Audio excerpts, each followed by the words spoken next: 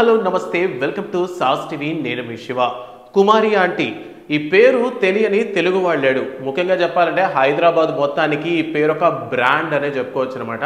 so starting times లో ఒక shocking గా ఉన్నటువంటి ఈ పేరు దాని తర్వాత మీమర్స్ కి బాగా పనికొచ్చింది అండ్ దాని తర్వాత చాలా మందికి జెలసీని క్రియేట్ చేసింది ఆమెకు వచ్చినటువంటి ఇన్కమ్ ద్వారా అండ్ దాని తర్వాత కొంతమంది కోపాన్ని కూడా తెప్పించింది ఈ పేరు అండ్ ప్రెసెంట్ అయితే సింపతితో ఎండ్ అయింది సో ఇంతకీ అసలు ఈ కుమారి ఆంటీ కథ ఏంటో ఒకసారి తెలుసుకుందాం హైదరాబాద్ లో ఉన్నటువంటి కేబుల్ బ్రిడ్జ్ అందరికీ తెలిసే ఉంటుంది సో దీనికి దగ్గర ఉన్నటువంటి కోహినూర్ హోటల్ దానికి ఆపోజిట్ లో ఉన్నటువంటి బండి ఈ కుమారి ఆంటీది అనమాట సో ఇక్కడ veg and non veg both are available ఉంటాయి సో ఐటీలో పనిచేసే వాళ్ళందరూ లేదా చుట్టుపక్కల పనిచేసే వాళ్ళందరికీ కూడా ఇక్కడ మనకి ఫుడ్ అనేది కొంచెం అంటే హోమ్ ఫుడ్ లాగా అనిపించడం వల్ల చాలా బాగానే పేరు వచ్చింది కుమారి ఆంటీకి అండ్ దాని తర్వాత రీసెంట్ గా ఒకరు వీడియో తీసి వైరల్ చేశారనమాట సో అందులో మీమర్స్ కి బాగా పనికొచ్చినటువంటి డైలాగ్ 2 లివర్లు 1000 రూపాయలు సో ఈ మీమ్ చాలా మందికి బాగా తెలిసే ఉంటుందన్నమాట సో ఈ విధంగా మీమ్స్ లో ఫేమస్ అయినటువంటి ఈ కుమారి ఆంటీ దాని తర్వాత సోషల్ మీడియాలో బాగా ట్రెండ్ అవడం వల్ల వ్యాపారం చాలా బాగా జరిగేది అండ్ రీసెంట్ గా చూసుకున్నట్లయితే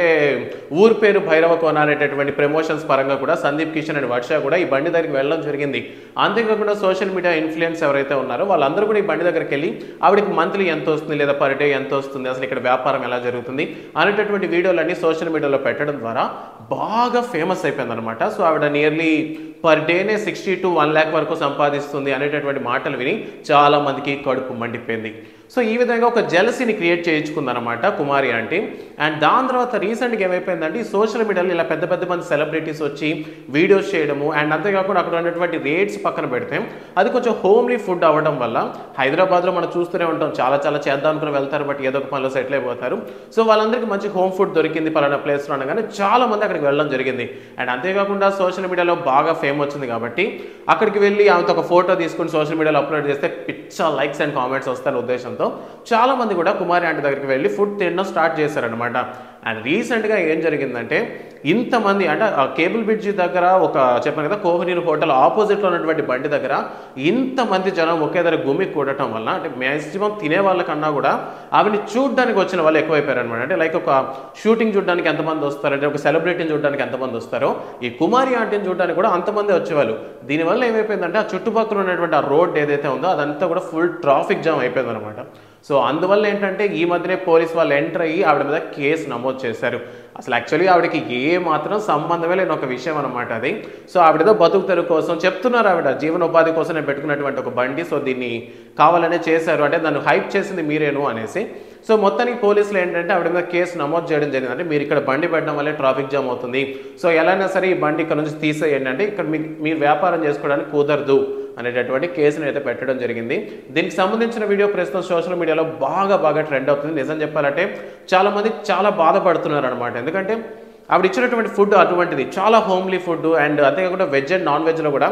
రేట్స్ పరంగా మీమర్స్కి బాగా పనికొచ్చినా సరే అక్కడున్న చాలా మంది కడుపు నిండేటటువంటి ఒక అమ్మ లాంటిదని చెప్పొచ్చు కుమారి ఆంటీ సో ప్రస్తుతానికి ఈ విధంగా ఆవిడ బండి తీసేయమండో ఇక్కడ వ్యాపారం చేయొద్దు అని చెప్పడం చాలా మందిని కాస్త బాధకు గురి చేసింది సో దీనికి సంబంధించి కుమారి ఆంటీ అండ్ అలానే వాళ్ళ ఫ్యామిలీ వాళ్ళు ఎవరైతే ఉన్నారో వాళ్ళందరూ కూడా మీడియాతో మాట్లాడడం జరిగింది మేము పిలిచాం మిమ్మల్ని అందరినీ రమ్మని చెప్పి మేము చెప్పాము ఆ ట్రాఫిక్ జామ్ చేయమని చెప్పి సో మీరే వచ్చారు మీరే చేశారు బట్ మీరు చేసిన పనికి నా జీవనోపాధి కోల్పోయాను అనేటటువంటి ఒక మాటలు చాలా బాధని కలిగించాయి సో ప్రస్తుతానికి తెలంగాణ ప్రభుత్వం దీని మీద ఎలా రెస్పాండ్ అవుతుందన్న విషయం తెలియాల్సి ఉంది సో ప్రస్తుతానికి కుమారి ఆంటీకి జరిగిందైతే ఒక టైప్ ఆఫ్ అన్యాయం అని నేను చెప్తాను సో సోషల్ మీడియాలో ఉండేటటువంటి వాళ్ళు అంటే ఎవరెవరైతే ఇప్పటి వరకు ఆవిడ దగ్గరకు వచ్చి ప్రమోషన్స్ చేశారో లేదా వాళ్ళ వీడియోని ఇంప్లిమెంట్ చేసుకున్నారో